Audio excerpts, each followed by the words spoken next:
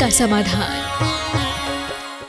1008 मूल नायक श्री मुनि सर्वनाथ भगवान की जय जय जय। बोलिए प्रातः स्मरणीय संत शिरोमणि परम पूज्य 108 आचार्य गुरुवर विद्यासागर जी महामुनिराज की जय जय जय। बोलिए गुणायतन प्रणेता संका समाधान प्रवर्तक भावना योग प्रवर्तक प्रखर वक्ता परम पूज्य 108 मुनिवर श्री प्रमाण सागर जी मुनिराज की जय जय जय। परम पूज्य मुनिवर श्री रह सागर जी मुनिराज की जय जय जय। प्रिय दर्शकों, पारस चैनल, जिनवाणी चैनल एवं प्रामाणिक ऐप के माध्यम से प्रसारित होने वाले आज के संका समाधान के कार्यक्रम से जुड़े सभी दर्शकों और श्रोताओं का मैं हार्दिक अभिनंदन करता हूं। मैं आपको लिए चलूं संका समाधान की ओर। इसके पूर्व रोज की तरह हम लोग पूज्य गुरुदेव के चरण कमलों में सामूहिक रूप से त्रिवार नमोस्तु निवेदित करते हुए उनके मंगल में आशीर्वाद से अपने को अभिषेक कर कृतार्थ करेंगे। तो हाथ जोड़िए, मस्तक झुकाइए और बोलिए मेरे साथ, नमोस्तु गुरुदेव, नमोस्तु गुरुदेव, नमोस्तु गुरुदेव। बोलिए मुनिवर श्री प्रमाण सागर जी महाराज की। पूज्य गुरुदेव खोजना। मैं बंधुओं, जैसा कि आप लोग को विदित ही है कि कल पूज्य गुरुदेव के मंगल चातुर्मास का प्रसंग है और प्रातः काल गुरु पूर्णिमा का पर्व है। तो प्रातः 8 बजे से गुरु पूर्णिमा का कार्यक्रम प्रारंभ होगा, जिसके अंतर्गत गुरु पूजा संपन्न होगी और उसके साथ विभिन्न कार्यक्रम भी होंगे। पूजा जो है होने वाली है वह प्रमाणिक ऐप पर उपलब्ध है। पूजनों उपरांत आरती, पाद प्रक्षालन, सात भेंट आदि के कार्य संपन्न होंगे। तदुपरांत मध्याह्न 2 बजे से चातुर्मास कलश स्थापना की औपचारिक क्रियाएं संपन्न होंगी और कलश स्थापना भी होगी। कल मुख्य 11 कलशों की स्थापना होगी, उनके नाम की घोषणा भी कल की जाएगी। जो 51 कलश हैं, उन जिनकी न्योछावर राशि 1,21,000 है, उनकी स्थापना परसों होगी, यानी 6 जुलाई को होगी। आज भी हमारे पास कुछ स्वीकृतियाँ आई हैं। कल तक तो स्वीकृतियाँ हमारे पास आ गई थी करीब 34 की, उसके बाद आज भी कुछ स्वीकृतियाँ आई हैं। मैं जरूर उनके नाम का उल्लेख करूँगा। श्री विजय कुमार, कुसुम, नवीन कुमार, रितु जी,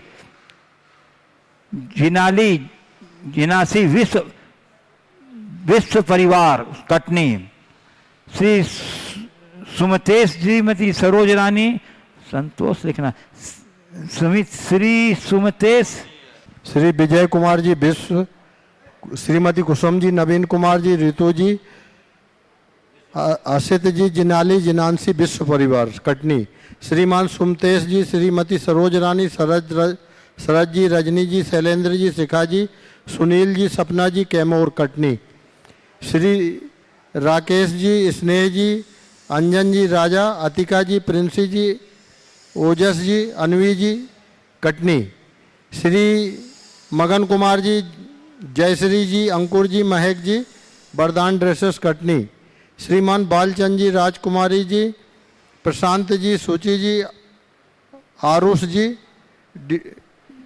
ड्योड़िया परिवार कटनी, श्रीमान प्रेमचंद जी, सौरभ जी, गौरव जी, नीरज जी, दिव्यांश जी, शुभंकर जी, गुणायतन एवं भाग्योदय ट्रस्टी उपकार परिवार सागर, श्रीमान अबीर चंद जी, प्रवीण कुमार जी, श्रेयांश कुमार जी, प्रांशु जी कटनी चिरमिरी वाले,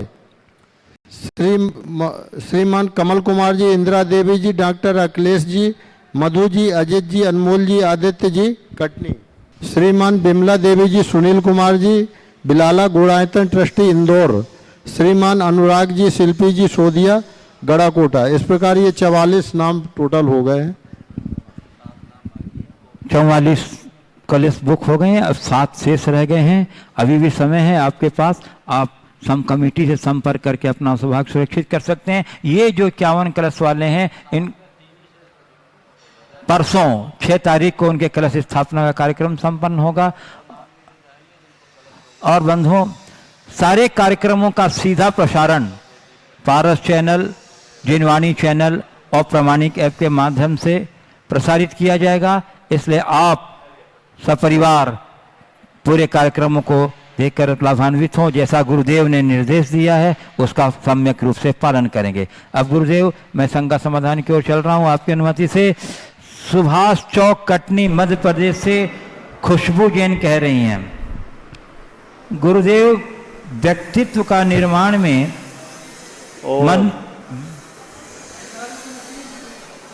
आवाज बंद करो। हाँ गुरुदेव, व्यक्तित्व के निर्माण में मनुष्य स्वतंत्र है, परंतु व्यवहार तो दूसरों पर निर्भर करता है, परस्पर चलता है। तो हमारे व्यक्तित्व के निर्माण में व्यवहार का क्या स्थान है?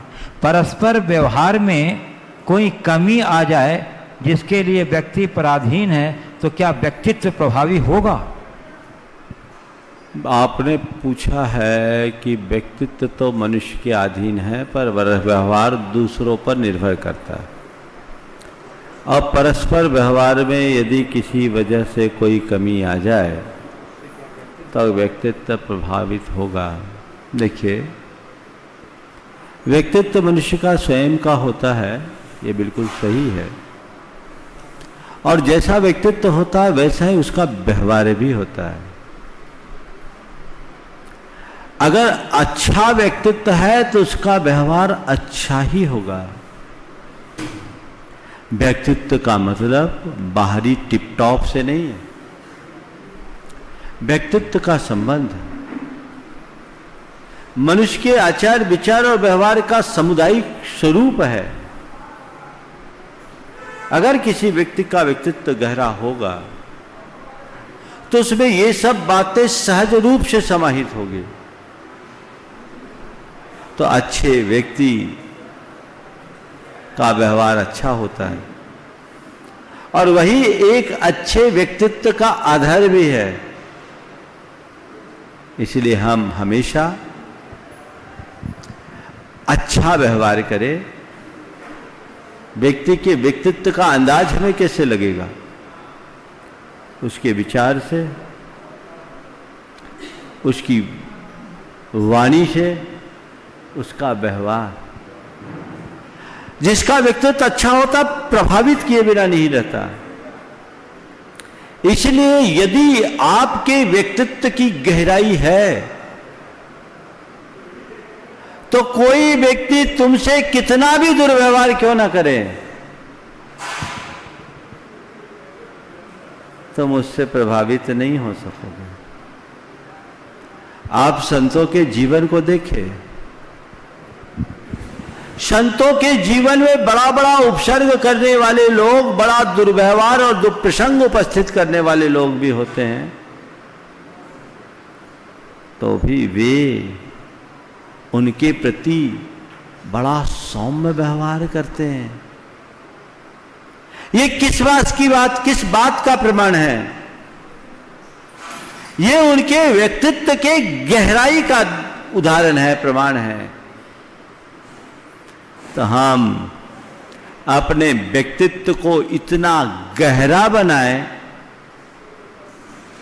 कि हम सबको अपने भीतर पचाने की ताकत विकसित कर सके, तभी हम कुछ अच्छा कर पाएंगे। पूज्य गुरुदेव, बिलासपुर छत्तीसगढ़ से रम्यक जैन कह रहे हैं, महाराज जी मैं 8 वर्ष का हूं।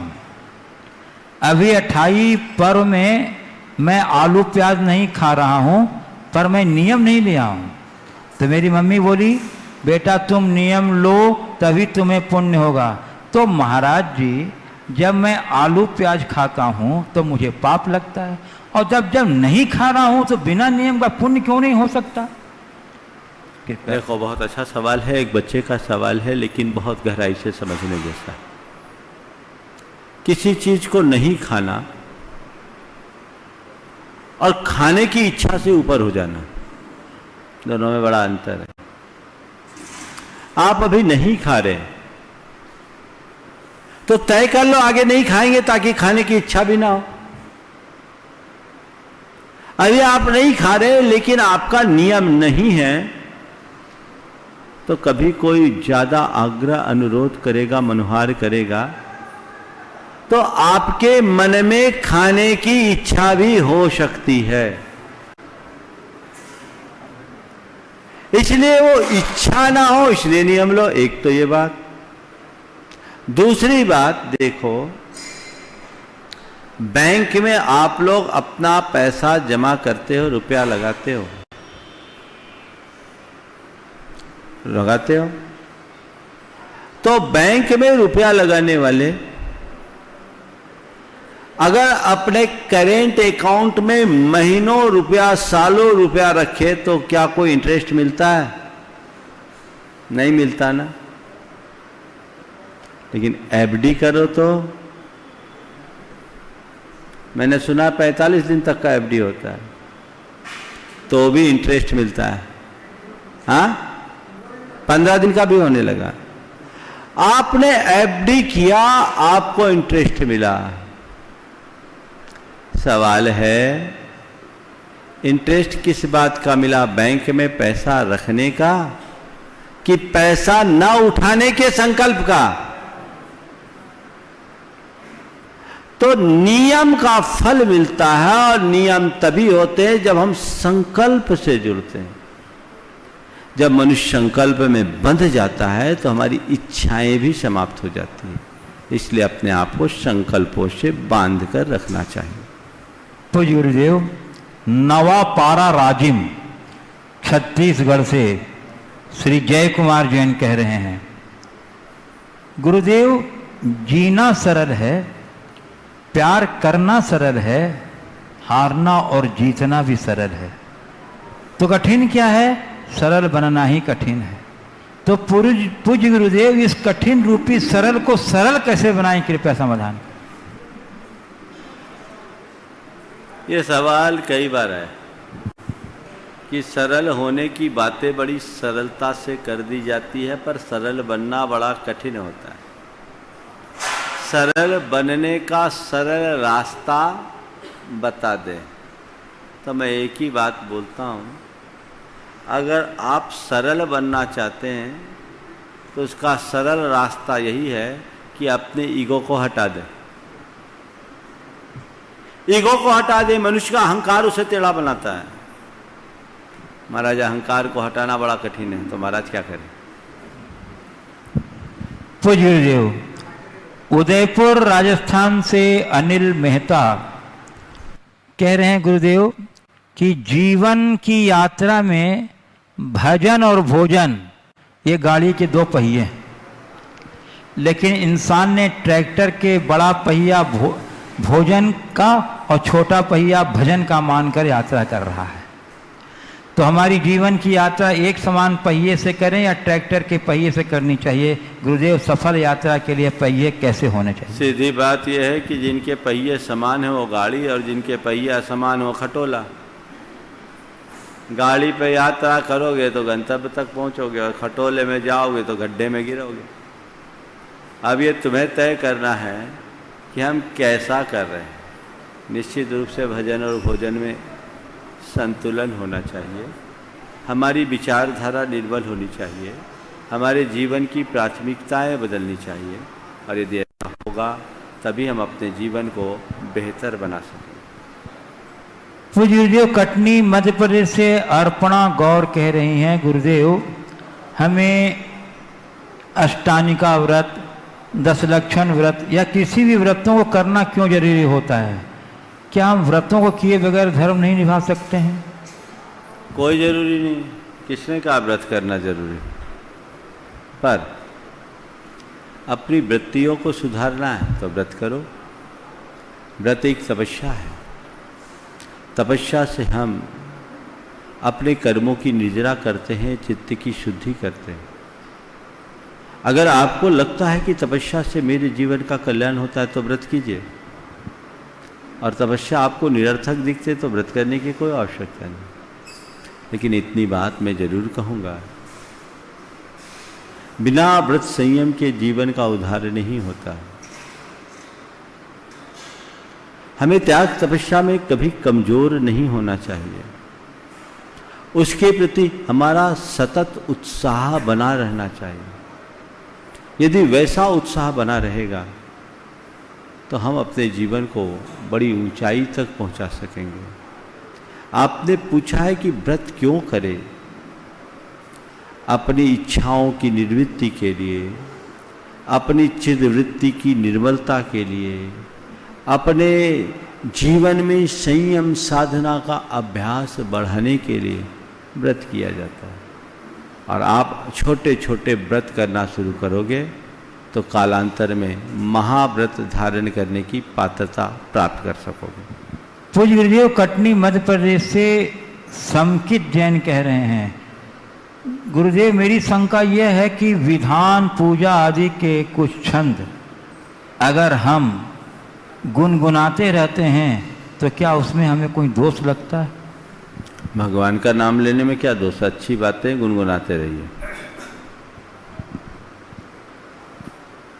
पूज्य गुरुदेव, अम्बाह जिला मुरैना मध्य प्रदेश से राकेश जैन भंडारी कहते हैं, गुरुदेव परेड में पीछे मुड़ बोलने पर आगे वाला पीछे और पीछे वाला व्यक्ति आगे हो जाता है, इससे हमें क्या सीख लेनी चाहिए? कृपया मार्गदर्शन करें। बहुत अच्छा सर। पीछे मुड़ करते ही पीछे वाला आगे और आगे वाला पीछे हो जाता है। इससे हमें क्या सीख लेनी चाहिए? बस एक ही सीख है, एक कमांड से जीवन की दिशा बदल सकती है। सिंगल कमांड तुम्हारे जीवन की दिशा बदल देगी। इसलिए ज्यादा नशे में मत रहो, होश में रहो, आसमान में मत उड़ो। आज आगे हो तो अभिमान मत करो और पीछे हो तो हीनता मत लाओ। कर्म की कमांड बदलेगी तो हो सकता आगे वाला पीछे हो जाए और पीछे वाला आगे हो जाए। तो वहां आवाज लगाई जाती पीछे मुड़, तो सब बदल गया। अंदर से कर्म करता पीछे मुड़ तो खेल बदल जाएगा। इसलिए जीवन की नश्वरता को समझते हुए अपने जीवन की दिशा तय करनी चाहिए। पूज्य गुरुदेव, कटनी मध्य प्रदेश से शरद कुमार रश्मि जैन पाटन परिवार, गुरुदेव हम अपना या किसी का भाग्य तो नहीं बदल सकते, किंतु गुरुदेव यदि किसी के बुरा होने में मैं निमित्त होने वाला हूं तो हम इससे कैसे बच सकते हैं? क्योंकि कर्म का लेखा जोखा तो अमिट है। हम किसी का भाग्य नहीं बदल सकते, पर किसी के बुरा होने में हम निमित्त हो रहे हैं तो हम उसे कैसे बदल सकते हैं? क्योंकि कर्म का लेखा जोखा तो अमिट होता है। आपके वाक्यों में जो आखिरी शब्द है ना, वो थोड़ा मद्दा हो जाता है। आखिरी शब्द सुनने में मुझे आजकल कुछ दिनों से दिख रही है बात, उसको थोड़ा ट्रेस किया करो। तो कर्म का लेखा जोखा अमिट है। हम किसी के निमित्त बनने में अपने आप को कैसे बचा सकते हैं? हमें बचाना है, बचना है। कैसे बचा सकते हैं ये हम समझे। सामने वाला जैसा हो वैसा हम बने ये कुछ जरूरी नहीं है। बहुत कुछ संभव है कि हम परिस्थितियों को टाल करके निमित्त को टाल सकते हैं। जब कर्म का तीव्रोदय आए, आप अपना स्थान बदल दो, द्रव्य क्षेत्र काल भाव बदल दो, तो आप काफी कुछ निमित्तों को टाल सकते हैं। आपको गुस्सा आ रहा है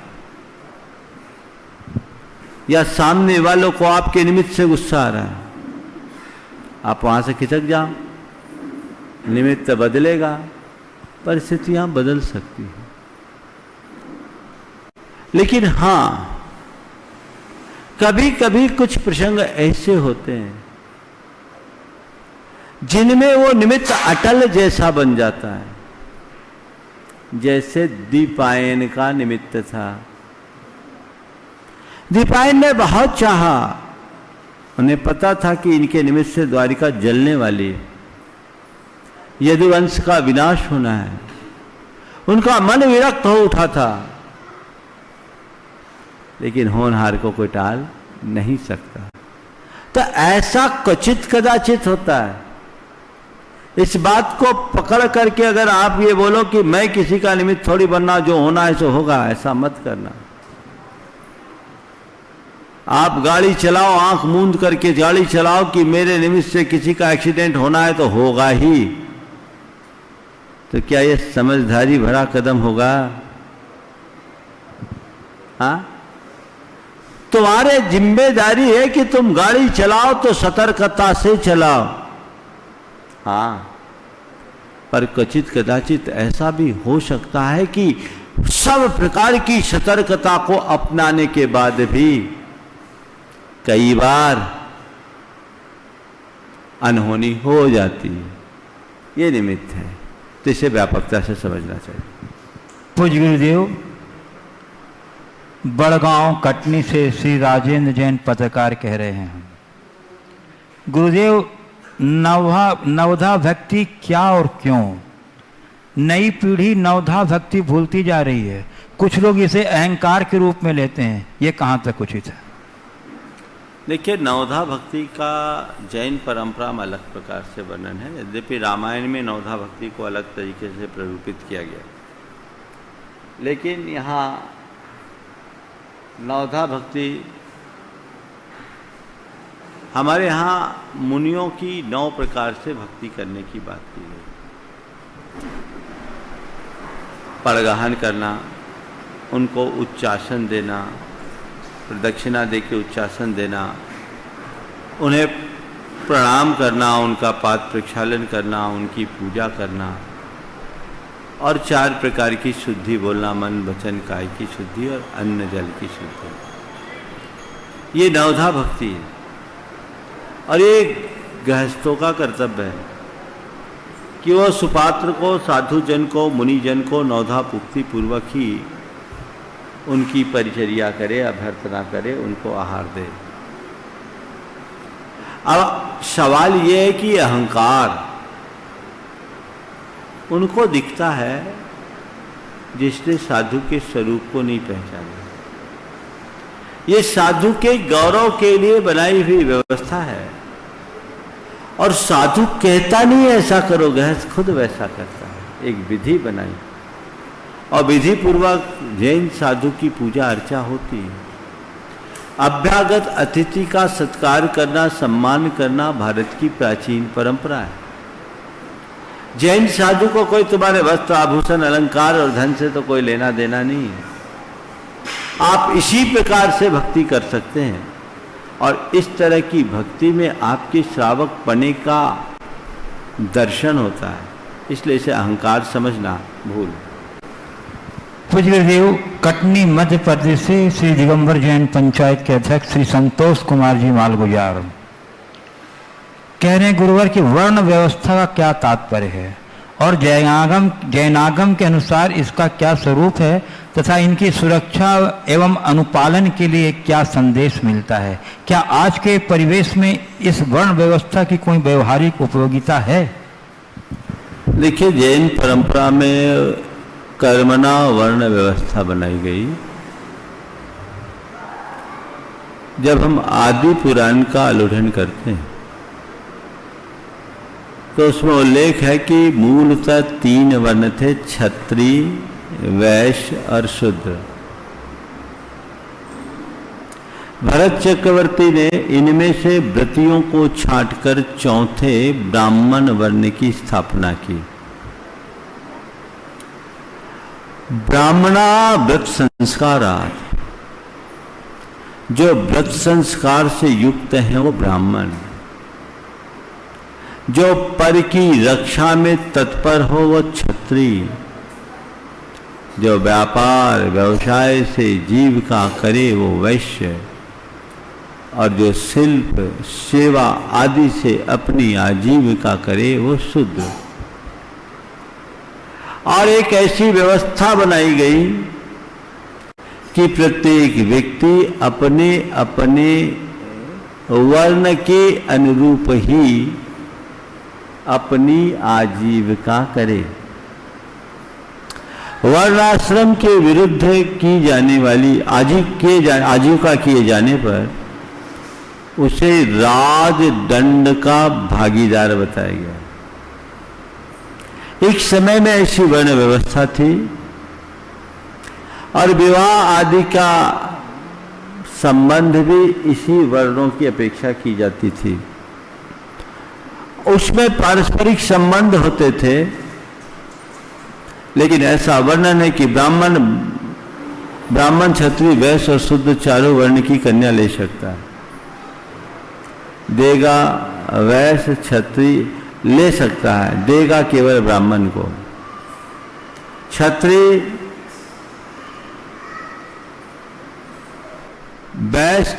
वैश्य और शूद्र की कन्या ले सकता है, देगा तो ब्राह्मण और क्षत्रिय को। वैश्य और शूद्र की कन्या ले सकता है, देगा तो ब्राह्मण क्षत्रिय और वैश्य को। और शूद्रेण बोढ़भ्या, ऐसा कहा, शूद्र केवल शूद्र की कन्या ले सकता है। ये एक व्यवस्था थी। लेकिन जैन आगम में एक बड़ी विशेषता बताई गई कि शूद्र भी व्रत ग्रहण करके ब्राह्मण बन सकता है। शूद्रोपि सोपस्कारत्वात् वपु शुद्ध्या तादृश, ये एक व्यवस्था थी। और उस काल में चारों वर्ण के लोग जैन धर्म का पालन करते थे। वर्ण की जो व्यवस्था थी वह केवल जीविका के आधार पर थी।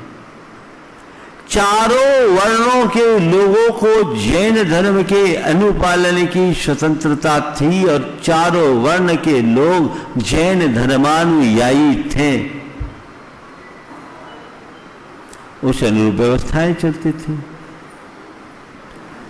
अब वो धीरे धीरे वर्ण व्यवस्थाएं बिगड़ी, जाति व्यवस्थाएं आई,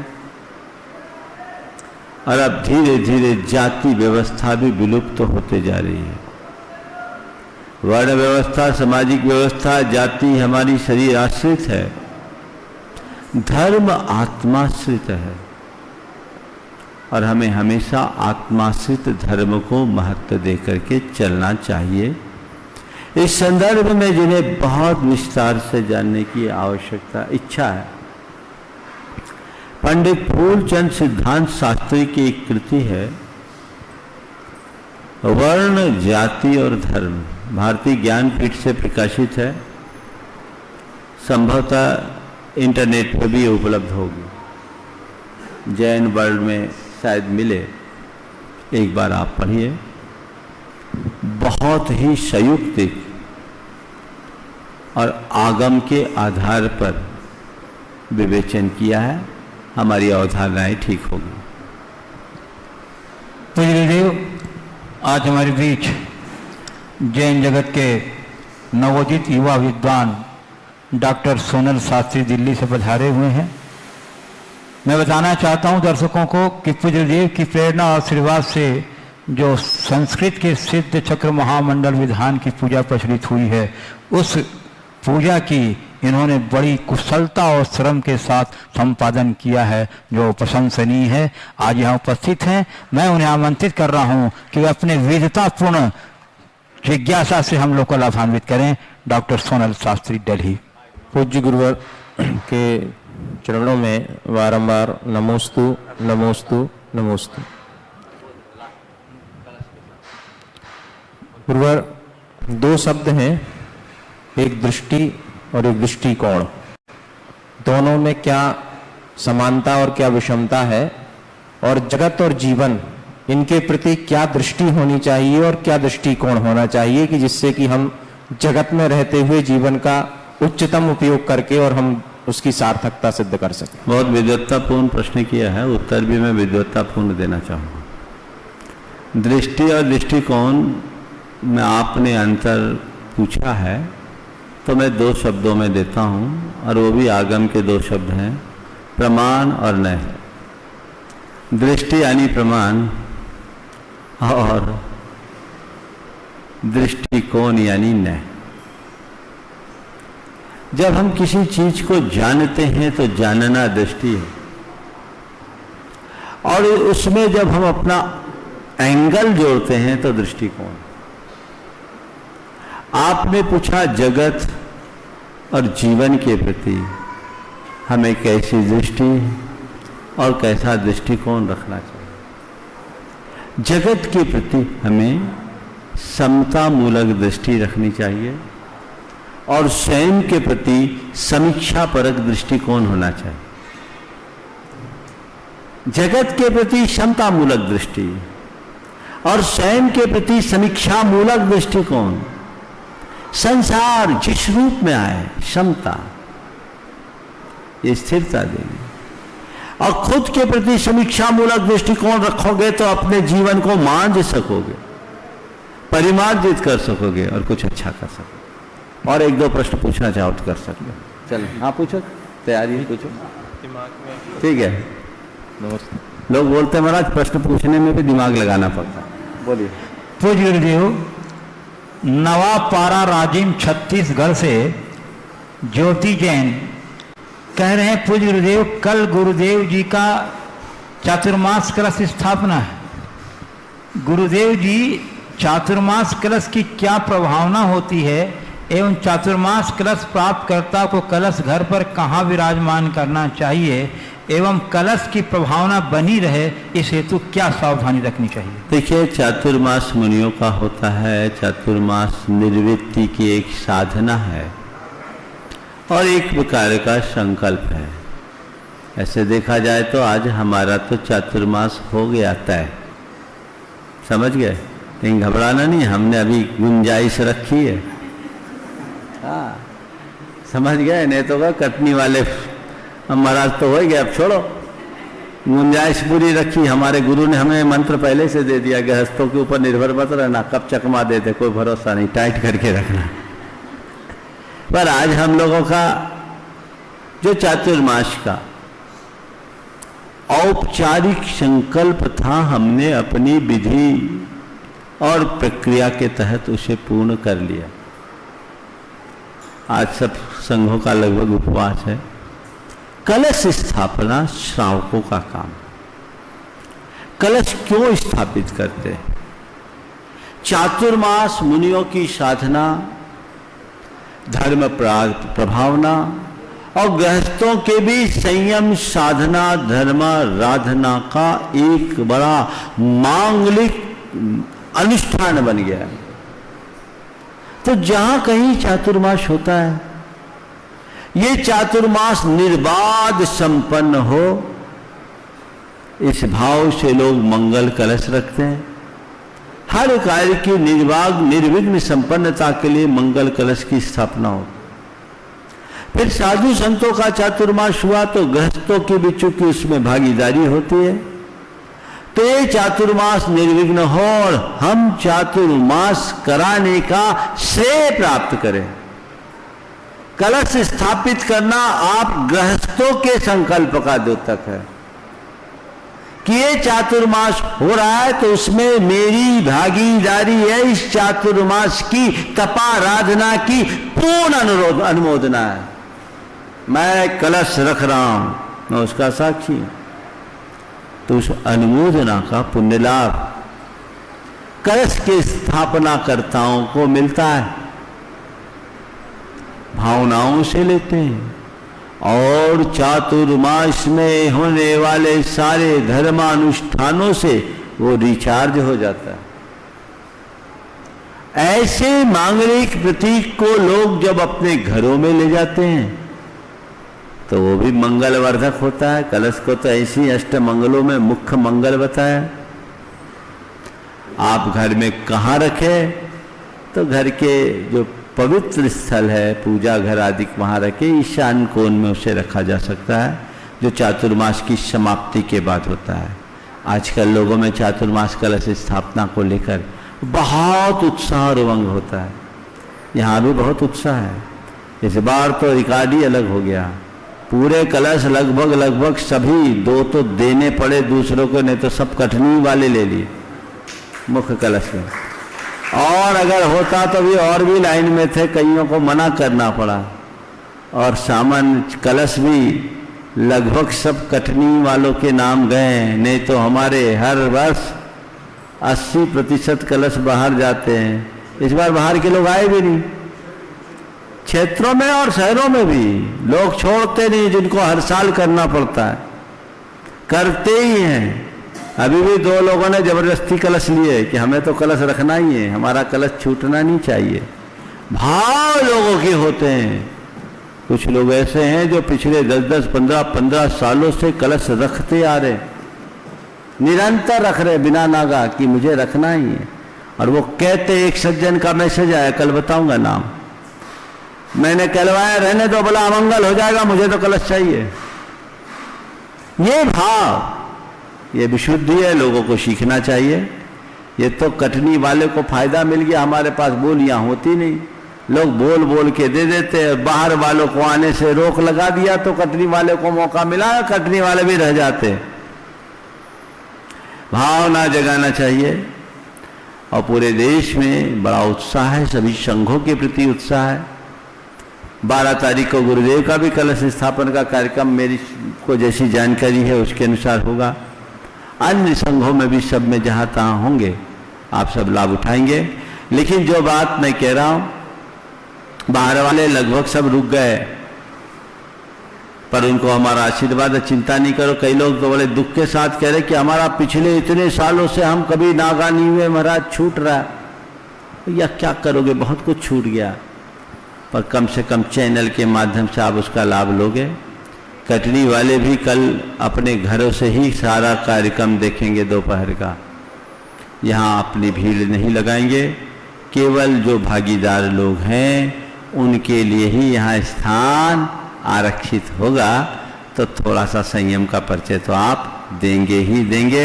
बाहर वालों के लिए भी मैं कल के लिए मना कर रहा हूँ, आने वाले दिनों के लिए मनाही नहीं है। आप अपने साधन से सुरक्षित होते हुए आ सकते हैं। पूज्य गुरुदेव, गुड्डू वैभव जैन जयपुर, वो भी चातुर्मास से संबंधित अपनी जिज्ञासा रख रहे हैं कि चातुर्मास स्थापना के क्रम में मुनि महाराज लोग उपवास क्यों करते हैं? देखिए, ये तो चातुर्मास तो तपस्या है कि योग है। कायदे से तो हमें 4 महीने का उपवास लेना चाहिए।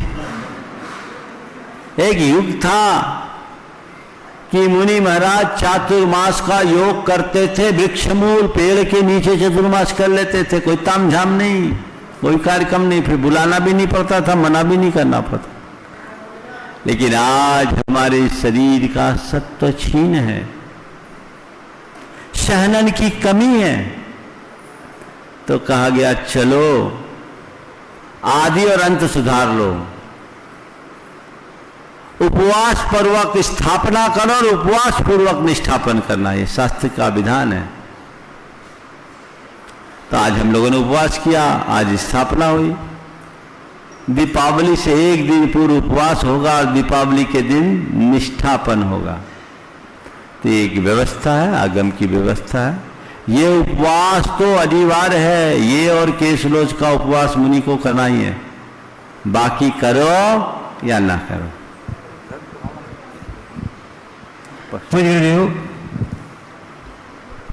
अरहंत पायल जैन कटनी नमोस्तु पूर्वक पूछ रहे हैं गुरुदेव, जीवन में बहुत कुछ ऐसा होता है जो वक्त और अनुभव से सीखा जाता है, लेकिन कुछ ऐसा भी है जो माता पिता और परिवार के सदस्यों द्वारा सिखाया जाता है, जिसे तहजीब या कौशल कहते हैं, जो बच्चों को बचपन से ही सिखाना जरूरी होता है। तो गुरुदेव, वे कौन से तहजीब और कौशल हैं जो उन्हें प्रारंभ से सिखाना चाहिए ताकि आगे चलकर वह अपना और कुल का नाम रोशन करे? गुरुदेव, आज यह जानना उन सभी दंपतियों के लिए आवश्यक है जो माँ बाप बनने का सौभाग्य प्राप्त करने जा रहे हैं। कृपया मार्गदर्शन। वे कौन सी तहजीब और कौशल है जिसे बचपन से ही बच्चों को मिलना चाहिए? खासकर उनके लिए जानना जरूरी है जो माँ बाप बनने जा रहे हैं। बहुत अच्छा सवाल किया। कुछ अनुभव हमें वक्त और समय से मिलते हैं और कुछ अनुभव हमें माँ बाप के द्वारा सिखाए जाते हैं। तहजीब और कौशल, यही हमारा संस्कार है। हर व्यक्ति को चाहिए, कुरल काव्य में बहुत अच्छी बात लिखी है, वहां लिखा कि अपने संतान को इस प्रकार से संस्कारित करो कि उसे देखकर लोग प्रश्न कर उठे कि किस पुण्य के योग से ऐसी संतान पाए। अपनी संतान को इस तरह संस्कार दो कि तुम्हें देखकर लोग ये पूछ बैठे, तुम्हारी संतान को देखकर लोग ये पूछ बैठे कि किस पुण्य के योग से ऐसी संतान को प्राप्त किया है। संतान को जन्म देना अलग बात और संतान को संस्कार देकर योग्य बनाना एक बात। वहां तो यह भी लिखा है कि जो संतान को जन्म देकर सभा में बैठने लायक नहीं बनाते वे धरती का बोझ बढ़ाते हैं। जो संतान को जन्म देने के बाद उसे सभा में बैठने लायक नहीं बनाते वे धरती का बोझ बढ़ाते हैं। बात बहुत कायदे की है। तो संतान को जन्म देना पर्याप्त नहीं, उन्हें सही संस्कार देना चाहिए, तहजीब और कौशल का विकास होना चाहिए, उनमें उन्हें अपने कुल का गौरव होना चाहिए, उनके अंदर पाप भीरुता होनी चाहिए, उनके भीतर संवेदनशीलता का विकास होना चाहिए और उन्हें कला और गुणों में निष्णात करना चाहिए। उसे प्रतापी और पराक्रमी बनाना चाहिए। सच्चे अर्थों में देखा जाए तो 72 कलाओं और 64 गुणों में उसे निपुण बनाना चाहिए। पहले संतान के साथ ये बातें होती थी, उनकी शिक्षा दीक्षा इसी तरह से होती थी गुरुकुल प्रणाली में। अब सब अंग्रेजी व्यवस्थाएं हो गई तो लोगों के पास केवल डिग्री होती है। जीवन के लिए जो आधारभूत बातें हैं वे उनसे दूर होते हैं। इसलिए पढ़ लिख जाने के बाद भी वे व्यवहारिक क्षेत्र में बहुत पिछड़ा सा अनुभव करते हैं। तो हमें उसको ध्यान रखना है। सुयोग बनाइए और ये तभी होगा जब वो खुद उस योग होंगे। अपने उसूलों पर दिल रखना चाहिए। उन्हें ये बात बताना चाहिए कि हमारे जीवन के आधारभूत तत्व क्या है, किन्हें हमें सर्वाधिक महत्व देना है। यदि ऐसा करेंगे तभी अच्छे परिणाम आए। पूज्य गुरुदेव, गुणायतन ट्रस्टी श्री सौरभ प्रेमचंद जैन उपकार परिवार सागर से कह रहे हैं, गुरुदेव हमें अपने व्यापारिक क्षेत्र के प्रतिद्वंदी को दोस्त समझना चाहिए या दुश्मन? देखो, व्यापारिक क्षेत्र का प्रतिद्वंदी है और कोई प्रतिद्वंदी, मुझसे पूछो तो मैं कहूंगा कि सदैव अपने प्रतिद्वंदी को अपना दोस्त समझना चाहिए, क्योंकि वो तुम्हें मजबूत बनने की प्रेरणा देता है। इससे तुम अपनी ताकत को बढ़ाने की प्रेरणा पाओगे, अपने आप को संभालोगे। इसलिए कोई प्रतिद्वंदी बनता है, घबराओ नहीं, अपने आप को मजबूत बनाओ, अपनी लाइन लंबी करने की कोशिश करो। कोई तुम्हारा कितना भी प्रतिद्वंदी बनकर उभरे, तुम अपने मन में प्रतिद्वंदता का भाव मत आने दो। मेरे सामने कोई प्रतिद्वंदी हो पर मेरे मन में प्रतिद्वंदता का भाव नहीं होना चाहिए। उसके प्रति भी इतना प्रेम पूर्ण व्यवहार होना चाहिए कि उसका हृदय परिवर्तित हो जाए और आज जो प्रतिद्वंदी बना है कल मेरा प्रशंसक और प्रेमी बन जाए। ये कोशिश करनी चाहिए। हमेशा सकारात्मक दृष्टि रखना चाहिए। पूज्य गुरुदेव, रतलाम मध्य प्रदेश से सीमा जैन कह रही हैं, गुरुदेव हम जय जिनेन्द्र में जिनेन्द्र किस तीर्थंकर अथवा भगवान के लिए उपयोग करते हैं? इसमें कौन सा भाव छिपा है? क्या इसका उपयोग छोटे बड़े एवं सभी धर्म संप्रदाय के लोग कर सकते हैं या इसका व्यवहार सिर्फ जैनियों के को ही आपस में करना चाहिए? देखिए, जिनेन्द्र शब्द व्यक्तिवाची शब्द नहीं है, गुणवाची शब्द है। जिसने अपने आप को जीत लिया वो जिन, और जो जिनों का इंद्र यानी प्रधान वो जिनेन्द्र। तो जो बीतरागी है वो जिनेन्द्र है और हम बीतरागी को पूछते हैं। नाम हम उसे चाहे कोई भी दे दें, पर बात बीतरागता की होनी चाहिए। जीतने वाला ही जिनेन्द्र बनता है और हम उसी के प्रति ऐसा व्यवहार करते हैं।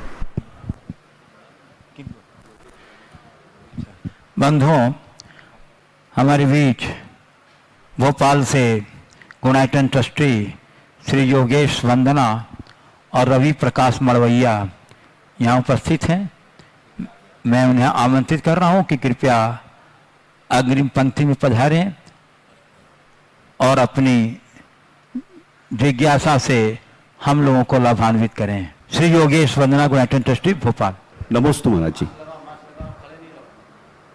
महाराज जी, पूरी भोपाल समाज की ओर से बारंबार नमोस्तु नमोस्तु नमोस्तु। महाराज जी, लॉकडाउन में एक चीज़ बहुत जम के उभर के आई कि धर्म के प्रति पूरी समाज में लगभग ऑल ओवर इंडिया में बहुत ज़्यादा रुचि पैदा हुई और हम लोगों ने भी परिवार सहित काफ़ी रुचिपूर्वक स्वाध्याय किया।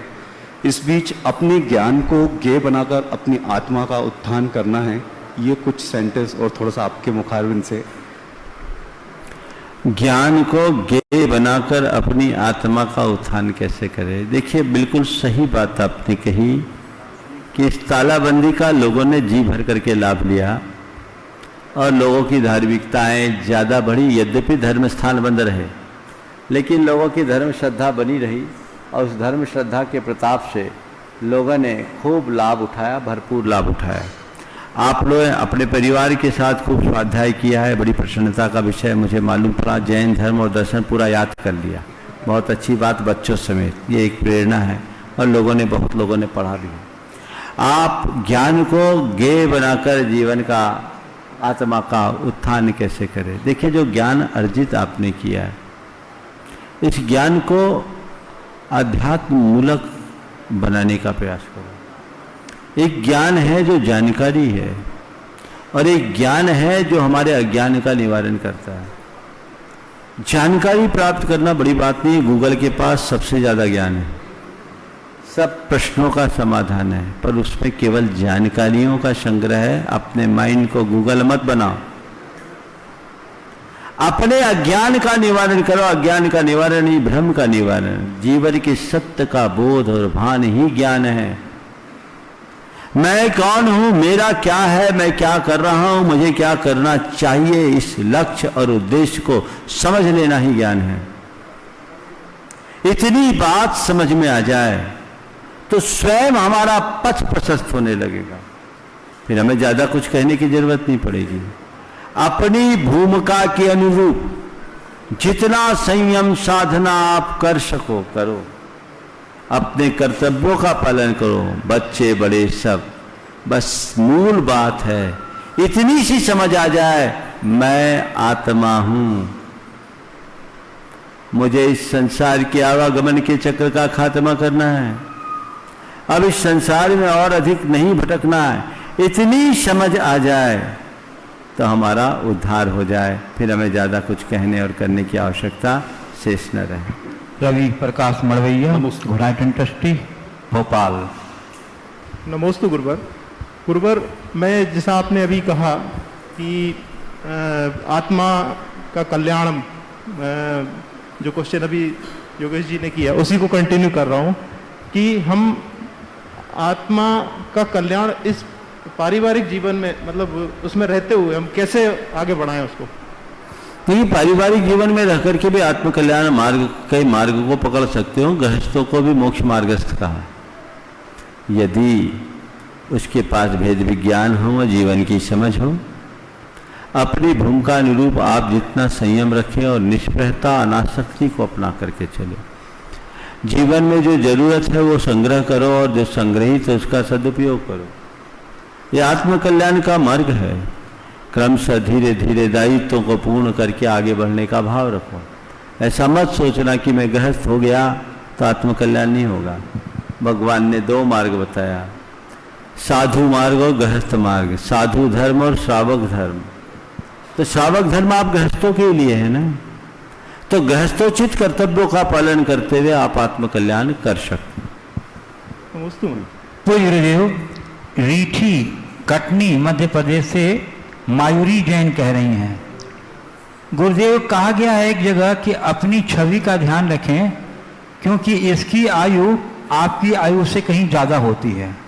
गुरुदेव इसका तात्पर्य क्या है? किसकी छवि का ध्यान रखो? अपनी छवि का ध्यान रखें क्योंकि अच्छा, हमेशा अपनी छवि का ध्यान रखें, क्योंकि इसकी आयु आपकी आयु से अधिक होती है। बहुत अच्छा वाक्य है। व्यक्ति की छवि उसके मर जाने के बाद भी बनी रहती, अच्छी भी और बुरी भी। मैं एक घटना आपको बताता हूं। अल्फ्रेड नोबेल का नाम आपने सुना है? वो डायनामाइट का आविष्कारक था। एक बार उसके मन में ये विचार आया कि मेरे मर जाने के बाद लोग मुझे किस रूप में याद करेंगे। इसी बात से प्रेरित होकर उसने एक विज्ञप्ति जारी कर दी कि अल्फ्रेड नोबेल मर गया। अपने मौत का समाचार फैला दिया। अल्फ्रेड की मृत्यु के समाचार के प्रकाशित होते ही अखबारों की सुर्खियां बनी, मौत का सौदागर सदा को सो गया। मौत का सौदागर सदा को सो गया। मौत का सौदागर मौत में समा गया। जब ये अल्फ्रेड नोबेल ने पढ़ा, कांप गया, हाय मैं क्या कर रहा हूं। मरने के बाद लोग मेरी पहचान मौत के सौदागर के रूप में करेंगे, धिक्कार है मुझे। तभी उसने कहा मुझे कुछ अच्छा काम करके जाना चाहिए, और उसने फिर अपनी सारी संपत्ति शांति के काम में आने वाले लोगों के पुरस्कार के लिए लगाई, और नोबेल पुरस्कार की शुरुआत हुई। और आज अल्फ्रेड नोबेल को शांति दूत के रूप में जाना जाता है। ये एक दृष्टिकोण है, इसलिए वाक्य बहुत सही है कि अपने से ज्यादा अपनी छवि का ख्याल रखो, क्योंकि तुम्हारी आयु से अधिक आयु तुम्हारी छवि की होती है। तो मेरी छवि कैसी है मुझे देखना, अपनी छवि को संभालना। आप लोग संभालते तो है, पर लुक को, ऊपर का, भीतर। मैं हमेशा कहता हूं तुम लोग फोटो तो शानदार है, एक्सरे खराब। सबके 12 बजे हैं, हाल बेहाल है भैया। अपनी अंदर की छवि सुधारो, अपने आचरण के बल पर ही आप ऐसा कर सकते हो, और कोई दूसरा रास्ता नहीं। बंधुओं, अभी अष्टानिका पर्व के पावन प्रसंग में श्री प्रेमचंद जी जैन प्रेमी कटनी, जो हमारे गुणायतन के ट्रस्टी भी हैं और चातुर्मास के मुख्य संयोजक भी हैं, इनके परिवार की ओर से अभी अष्टानिका पर्व के पावन प्रसंग में संस्कृत का श्री चक्र महामंडल विधान संपन्न किया। होने को तो ये लघु स्तर पर हुआ था, परंतु इस विधान में जो आनंद आया है वो लोग कह रहे थे कि ये तो अद्भुत है। ये आनंद पिछले कई जो विधान हुए हैं उससे भी कहीं अधिक आनंद आया है। और पूज्य गुरुदेव के द्वारा जब जाप और मंत्रों का उच्चारण होता था तो लोग इतने मंत्र मुग्ध हो जाते थे, और हमारे बिज्जू भैया के संगीत के ध्वनि से लोग झूम उठते थे। इस प्रकार बहुत ही प्रभावी इससे चक्रमान हुआ। इस उपलक्ष्य में प्रेमचंद जी जैन प्रेमी कटनी परिवार ने 2,51,000 रुपये की दान राशि निकाली है। हम उनके उदारता का बहुत बहुत सम्मान। दयोदय गौशाला करिए। और 51,000 रुपया दयोदय गौशाला जो यहाँ कार्यरत है उसके लिए भी निकाली है। हम आपका बहुत बहुत साधुवाद करते हैं। और बंधु, ये श्री चक्र महामंडल विधान कहीं भी हो, हमारे शिरोमणि संरक्षक श्री अतुल शीतल लाधानी बक्सा गुजरात, इनको खाली भनक मिलनी चाहिए, वे छोड़ते नहीं हैं इसके पुण्य का लाभ लेने के लिए। और यहाँ भी इन्हें पता चला तो यहाँ आज उपस्थित हैं, और इन्होंने इस विधान में शांति धारा करने का सौभाग्य प्राप्त किया। उसके उपलक्ष्य में 1,51,000 रुपये की राशि। अच्छा हो, क्षमा कीजिएगा, विधान के उपलक्ष्य में 1,51,000 रुपया और शांति धारा के लिए 1,21,000 रुपये की राशि घोषित की है। हम आपकी उदारता का बहुत बहुत सम्मान। देखो, बहुत सारे लोगों को शिकायत होगा कि संस्कृत का विधान हो गया, किसी को पता ही नहीं लगा। विधान तो होना ही नहीं था, पर किसी के पुण्य से हो जाता है। यहाँ प्रेमी जी के आर्यंत है, उनका एक संकल्प था कि विवाह के बाद बच्चे होने के पूर्व मुझे सिद्ध चक्र विधान करना है परिवार सहित। और मन बनाए हुए थे कि भोपाल के बाद कुंडलपुर में संस्कृत का विधान होगा तो हम उसका मुखमंडल लेकर करेंगे। एक दिन आकर उसने कहा, महाराज हमारे संकल्प का क्या होगा, अब तो हमारी पत्नी का 5वां महीना आ गया, अब क्या करे, संकल्प चला जाएगा। मैंने कहा एक दिन का शांति विधान करके अपना संकल्प पूरा कर लो। विमल जी से बोला करा दो, पर तभी मेरे मन में आया कि चलो कुछ नहीं, लघु रूप में ही सही, चलो इसका भाव पूरा है तो यहाँ पर करा दो। और हमने कहा इसका एक प्रयोग करो, जितने दंपति ऐसे हैं जो भावी संतान को जन्म देने वाले हैं उनके लिए अवसर दो। और ये विधान बहुत आनंद के साथ संपन्न हुआ, ना होते हुए भी हो गया। ये बड़ा लाभप्रद है, सभी को इसका आनंद मिले। यहीं पर विराम। बोलिए परम पूज आचार्य गुरुवर श्री विद्यासागर जी महाराज की। बोलिए परम जन्म श्री प्रमाण सागर जी महाराज की, मुनिवर श्री आर्य सागर जी महाराज की।